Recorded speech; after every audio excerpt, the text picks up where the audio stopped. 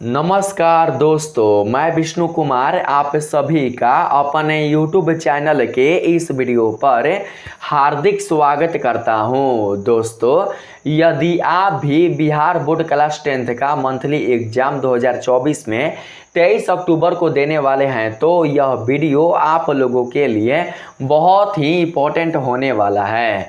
दोस्तों, इस वीडियो में मैंने आप लोगों के लिए आपके गणित के क्वेश्चन पेपर से संबंधित कुल जितने सारे ऑब्जेक्टिव प्रश्न हैं उसके आंसर की को बताने का प्रयास किया है।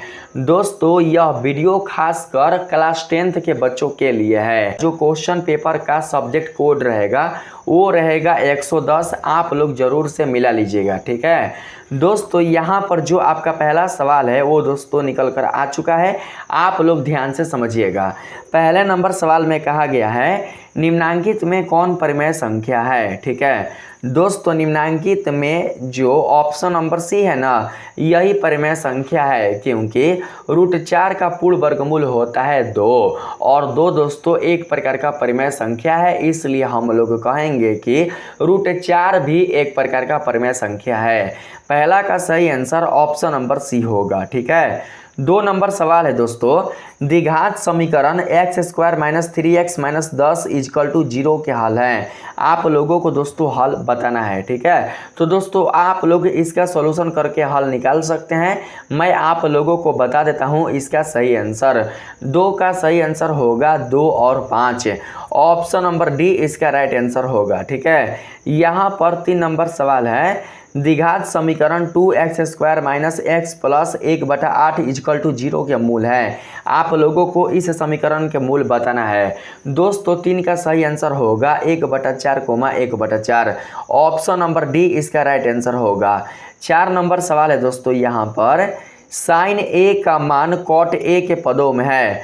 दोस्तों sin a का मान cot a के पदों में क्या होगा यही आप लोगों को बताना है। दोस्तों देखिए, sin a का जो मान है ना वो cot a के पदों में 1/√1 - cot a² a होगा। ठीक है, यानी कि ऑप्शन नंबर डी आपका राइट आंसर होगा। 5 नंबर सवाल है, sin 63 degree upon cos 27 degree = होता है। तो दोस्तों 5 का सही आंसर हो जाएगा ऑप्शन नंबर सी, यानी कि 1 आपका सही आंसर होगा। 6 नंबर सवाल में कहा गया है 7 cos a² a - 7 cot a² a होगा। तो दोस्तों इसका सही आंसर होगा ऑप्शन नंबर सी, यानी कि 7 ही इस प्रश्न का राइट आंसर होगा। ठीक है दोस्तों, अब हम चलते हैं 7 नंबर में। 7 नंबर सवाल में कहा गया है 1 + tan² a upon 1 + cot² a = होता है। तो दोस्तों 7 का सही जवाब होगा tan² a, ऑप्शन नंबर सी इसका राइट आंसर होगा। ठीक है, आप लोग सेलेक्ट कर लीजिएगा। 8 नंबर सवाल में कहा गया है, यहाँ पर 8 नंबर में देख सकते हैं, यदि sin 0 डिग्री बराबर cos 0 डिग्री तो थीटा बराबर होगा। दोस्तों यहाँ पर 0 डिग्री नहीं है, पूछा है यदि sin 0 बराबर cos 0 तो sin थीटा का मान होगा। थीटा का मान आप लोगों को बताना है। ठीक है, तो दोस्तों 8 का सही जवाब होगा 45 डिग्री। ठीक है, ऑप्शन नंबर बी इसका राइट आंसर होगा। देखिए यहाँ पर 0 भी नहीं है और यहाँ पर 0 डिग्री भी नहीं है, यहाँ पर थीटा है, थीटा। ठीक है, थीटा है। दोस्तों समझ में नहीं आ रहा है, साफ साफ दिखाई नहीं दे रहा है, लिखा हुआ है यदि sin थीटा बराबर cos थीटा तो थीटा का मान होगा। तो दोस्तों थीटा का मान 45 डिग्री होगा। ठीक है, 1/√2 के लिए दोनों मान आपस में बराबर हो जाते हैं। ठीक है दोस्तों, 9 नंबर सवाल है आपका, निम्नांकित में किसका मान इकाई के बराबर नहीं है, आप लोगों को उसका मान बताना है। 9 का सही answer sin theta × cos theta होगा, ऑप्शन नंबर ए इसका राइट आंसर होगा। 10 नंबर सवाल है, किसी वृत्त के व्यास के एक छोर तथा केंद्र के निर्देशांक क्रमशः 1,4 तथा 2,-3 है तो इसके व्यास के दूसरे छोर के निर्देशांक होंगे। दूसरे छोर के निर्देशांक आप लोगों को बताना है। 10 का सही जवाब होगा 3,-10, ऑप्शन नंबर सी इसका राइट आंसर होगा। 11 नंबर सवाल है दोस्तों, बिंदुओं -1,7 तथा 4,-3 को मिलाने वाले रेखाखंड को आंतरिक रूप से 2:3 के अनुपात में विभाजित करने वाली बिंदु के नियामक है, बिंदु के निर्देशांक है। उसी निर्देशांक को आप लोगों को बताना है। 11 का सही आंसर होगा ऑप्शन नंबर डी, ठीक है, इनमें से कोई नहीं। ठीक है दोस्तों, यहाँ पर 12 नंबर सवाल में कहा गया है निम्न में से कौन पाइथागोरियन त्रिक नहीं है, आप लोगों को यही बताना है। तो दोस्तों 12 का सही आंसर हो जाएगा ऑप्शन नंबर ए, ठीक है। 2, 3, 4 बिल्कुल भी पाइथागोरियन त्रिक नहीं है।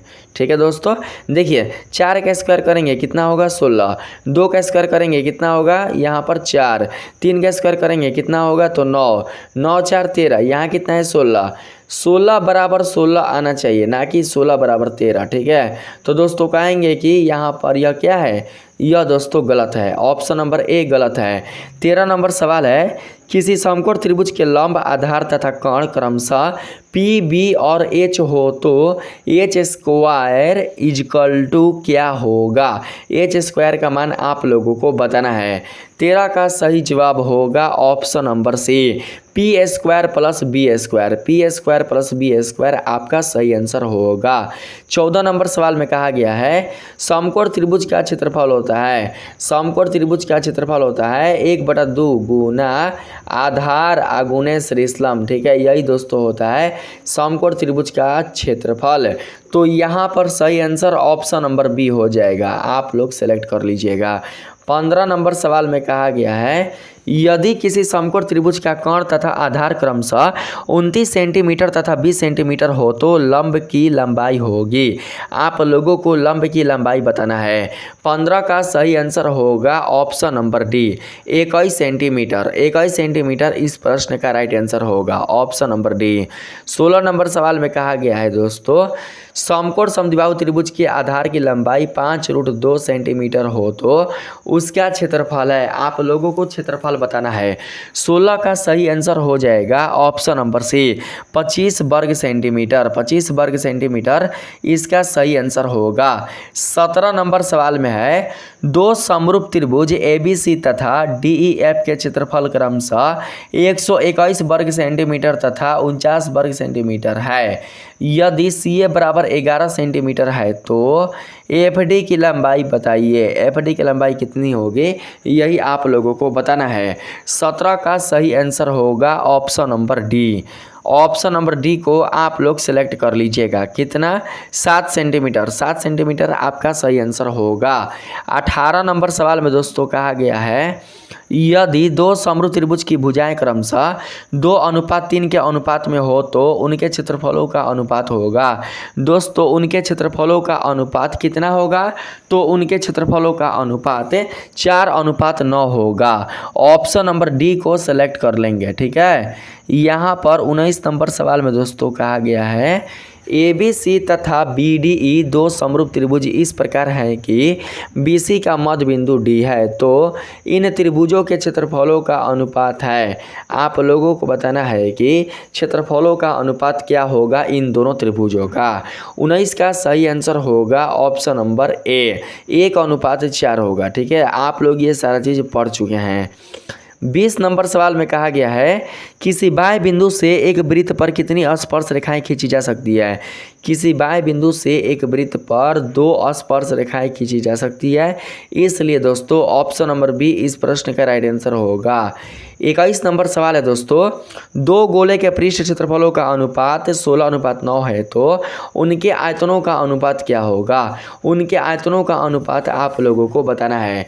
21 का सही आंसर होगा 64:27। ठीक है, 64:27 इसका राइट आंसर होगा। ठीक है दोस्तों, 22 नंबर सवाल है यहाँ पर यदि किसी गोले का पृष्ठ क्षेत्रफल 616 वर्ग सेंटीमीटर हो तो उसका व्यास सेंटीमीटर में है। उसका व्यास सेंटीमीटर में कितना है यही आप लोगों को बताना है। 22 का सही जवाब होगा option number C, 14 centimetre. 14 centimetre इसका राइट आंसर होगा। ठीक है, यहाँ पर 23 नंबर सवाल में दोस्तों कहा गया है यदि किसी गोले की त्रिज्या को 2 गुना कर दिया जाए तो इसका आयतन होगा। अगर किसी गोले की त्रिज्या को 2 गुना कर दिया जाए तो उसके आयतन का मान कितना होगा, यही आप लोगों को बताना है।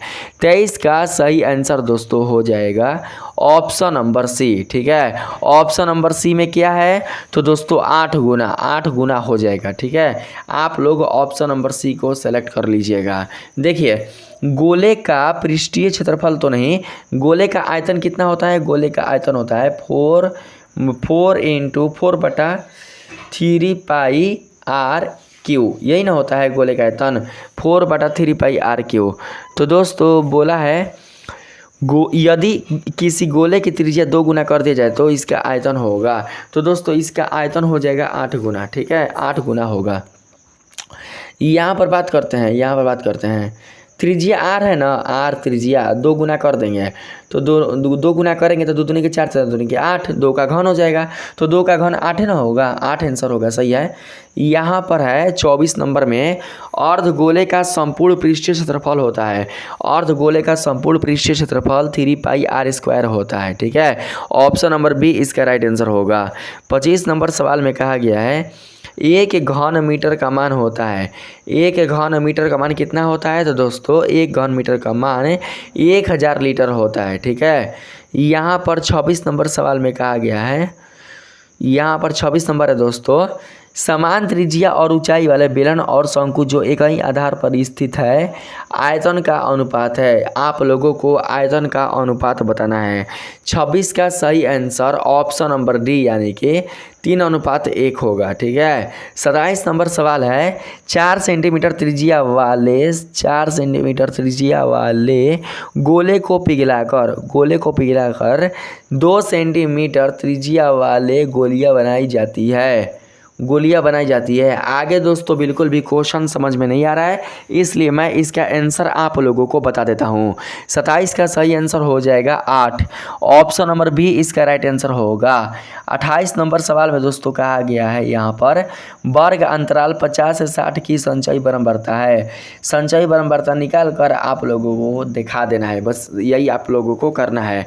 28 का सही आंसर हो जाएगा ऑप्शन नंबर डी। ठीक है, ऑप्शन नंबर डी आपका सही आंसर होगा, जो कि यहाँ पर 20 आया हुआ है। 29 नंबर सवाल है दोस्तों, यहाँ पर नीचे दी गई बराबरता सारणी की यहाँ पर माध्यिका वर्ग है। माध्यिका वर्ग आप लोगों को बताना है कि माध्यिका वर्ग कौन है। 29 का सही आंसर हो जाएगा ऑप्शन नंबर सी। ठीक है, ऑप्शन नंबर सी को हम लोग सेलेक्ट कर लेंगे। 30 नंबर सवाल में दोस्तों कहा गया है नीचे दी गई बराबरता सारणी की माध्यिका वर्ग है। माध्यिका वर्ग तो हो ही गया है ये दोस्तों 30 नंबर में। 30 नंबर में है यहाँ पर प्रथम आभाज्य संख्याओं का माध्य है। प्रथम कितने आभाज्य संख्याओं का माध्य है ये हमें बिल्कुल भी पता नहीं है, बस आभाज्य संख्याओं का माध्य पूछा है। तो दोस्तों 30 का सही जवाब होगा ऑप्शन नंबर डी। ठीक है, ऑप्शन नंबर डी को सेलेक्ट कर लीजिएगा। दोस्तों इस वीडियो में मैंने आप लोगों को आपके क्वेश्चन पेपर से जुड़े हुए कुल जितने सारे ऑब्जेक्टिव प्रश्न है उसका सॉल्यूशन करा दिया है। बच गया है बस सब्जेक्टिव प्रश्न। दोस्तों जल्द ही मैं आप लोगों को सब्जेक्टिव प्रश्नों का जो आंसर है वो बताऊंगा। अगर वीडियो पसंद आया हो तो इस वीडियो को लाइक करें और हमारे चैनल को सब्सक्राइब करें। मिलते हैं फिर से एक नए वीडियो के साथ, तब तक के लिए धन्यवाद।